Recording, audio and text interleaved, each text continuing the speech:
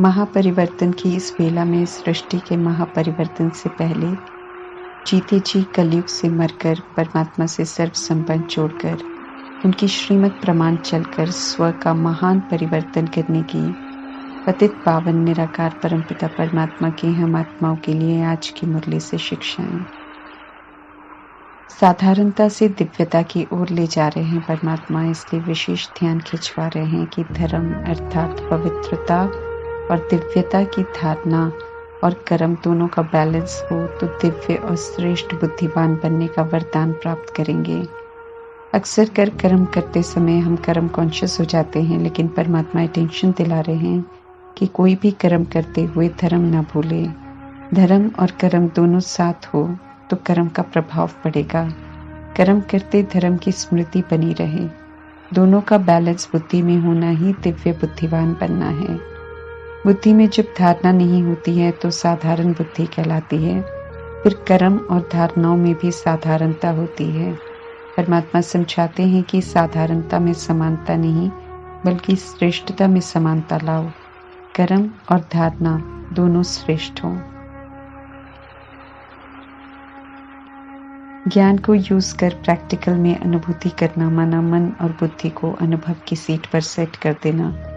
Practical अनुभव अनुभवी मूर्त बना देता है। फिर चाहे कुछ भी हो या कोई कुछ भी करे, कभी अपसेट नहीं होंगे, कभी फेल भी नहीं होंगे। जितना परमात्मा की याद में रहेंगे उतना विस्मृति का पर्दा हटता जाएगा और हम पुनः ओरिजिनल स्वरूप और स्वधर्म में स्थित हो सकेंगे। और सिर्फ हम नहीं बल्कि सारी दुनिया फिर से नई बन जाएगी। याद से शरीर की आयु भी कल्प वृक्ष की तरह लंबी हो जाएगी। अमर हो जाएंगे अर्थात अमर लोक में स्व इच्छा से शरीर लेंगे और स्व इच्छा से छोड़ेंगे। 150 वर्ष जीने के बाद और फिर दूसरा शरीर लेकर पाठ बजाएंगे। कलयुग में आसुरी मत पर चलकर सभी आत्माएं नरकवासी बन जाते हैं। परमात्मा फिर से स्वर्गवासी बनाने आते हैं, लेकिन स्वर्गवासी बनने की विधि है जीते जी पुरानी दुनिया से बुद्धि से मरना। जब तक पुरानी दुनिया से वैराग नहीं होगा, जब तक पुरानी दुनिया की रीति रस्म देह अभिमान और विकारों को नहीं छोड़ेंगे, तब तक परमात्म ज्ञान समझ नहीं आएगा और न उस पर चल सकेंगे। बुद्धि से पुराने देह भान और अभिमान से संगम युग में मरना है, झुकना है, सीखना है, निखरना है और निर्भयता से शरीर को छोड़ने लायक बनना है।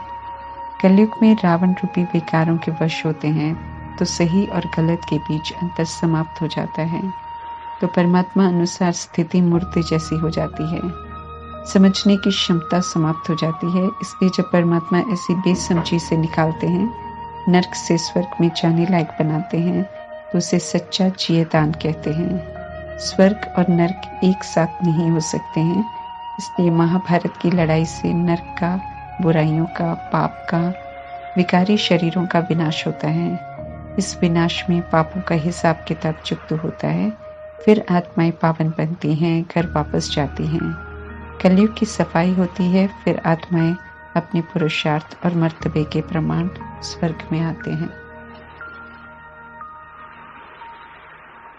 जगत अर्थात ये दुनिया, जगत माता और जगत पिता का कर्तव्य निभाने की जिम्मेवारी परमात्मा संगम युग में देते हैं उन आत्माओं को जिनमें खुद को एक धक से बदलकर मातृत्व की और संभालने की क्षमता थी। उनके द्वारा परमात्मा सतयुग की स्थापना का कार्य करवाते हैं। वैसे तो सरस्वती प्रजापिता ब्रह्मा की बेटी है, लेकिन कन्याओं कुमारियों की श्रेष्ठ पालना की जिम्मेवारी सरस्वती को मिलती है और ये जिम्मेवारी और यज्ञ की संभाल करने के लिए उन्हें जगत माता का टाइटल मिलता है।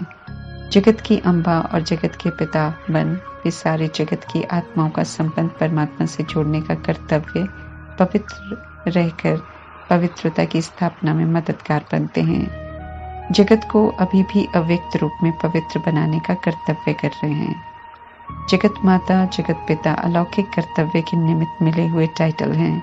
वैसे सर्व आत्माओं के अर्थात जगत माता जगत पिता के भी पिता परमपिता परमात्मा पतित पावन है। प्रजापिता ब्रह्मा द्वारा परमात्मा सभी ब्राह्मणों को अडॉप्ट करते हैं, क्योंकि पवित्र धाम की रहने वाली आत्माओं में द्वापर युग और कलयुग के विकारों की अशुद्धता की मिलावट हो जाती है। आत्माएं अपवित्र बन जाती हैं। अब उनके पुनः पवित्र होने का समय आ गया है, तो उन्हें राजयोग सिखाकर परमात्मा फिर से पावन बना रहे हैं, मनुष्य से देवता बना रहे हैं, रीजुविनेट कर रहे हैं, अमर बना रहे हैं, अमर लोक का मालिक बनाने के लिए।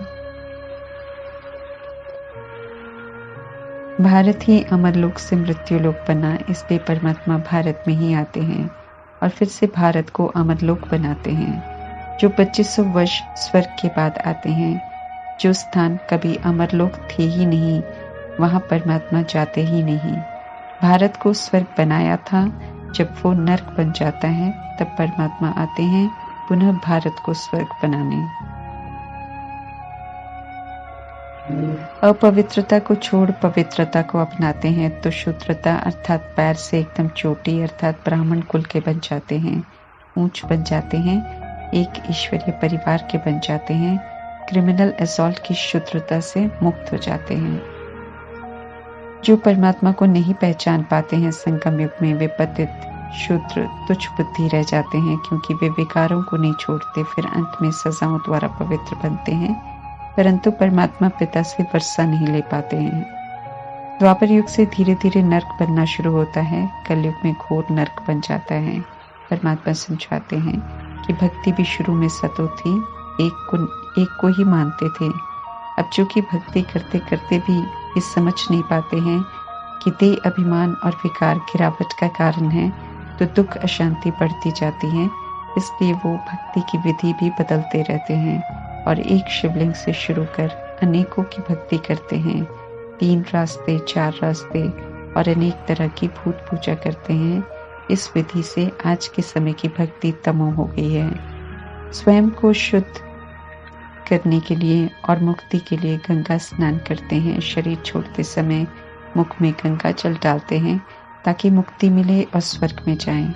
बढ़ती हुई आबादी की तरफ इशारा करते हुए परमात्मा कहते हैं कि मरने वाले शरीर को जला देते हैं, क्योंकि आत्मा के निकलने के बाद वो 2-3 घंटे तक भी रखने वाला नहीं होता है।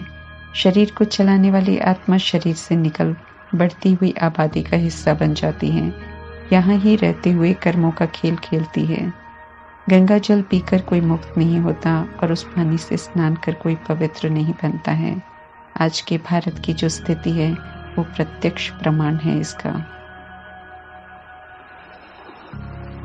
संपूर्ण निर्विकारी और संपूर्ण पवित्र बनना अर्थात वैष्णव बनना।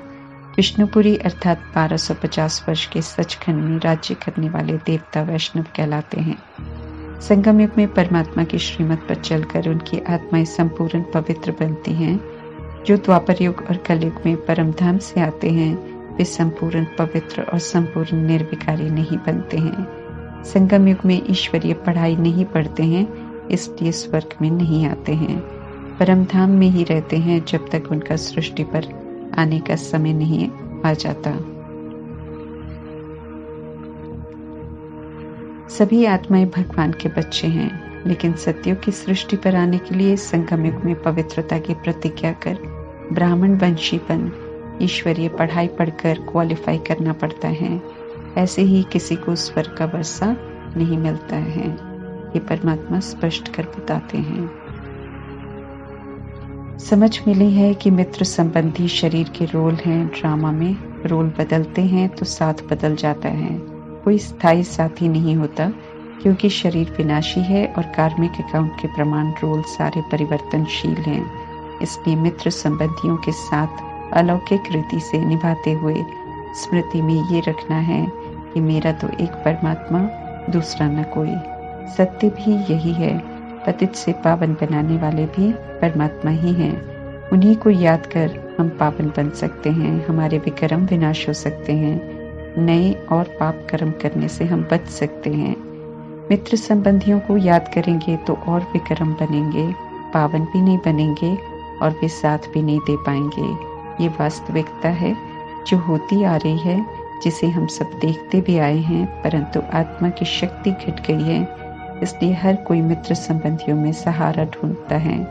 परंतु परमात्मा पुनः हम आत्माओं को सशक्त बना रहे हैं, आत्म अभिमानी बनाकर आत्मविश्वास बढ़ा रहे हैं, बंधन मुक्त बना रहे हैं, संपूर्ण पवित्र बना रहे हैं। ऐसा हम सदैव निर्बंधन सर्व शक्तिवान परमात्मा के संग से और उनकी याद से ही बन सकते हैं, और इसी में हम आत्माओं का कल्याण और विजय समाई हुई है। ओम शांति।